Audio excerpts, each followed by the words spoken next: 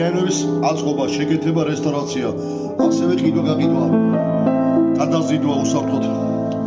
შეგიმოწვეთ ყიდვის დროს პიანინოებს, რომ არ შეეცეთ შემოკარგებო, ხშირად დარჩილო პიანინოებს ყიდულობენ ხოლმე ანტეკა გახეთქილებს. აუცილებელია შემოწმება, აუცილებელი კიდევ გიმეორეთ.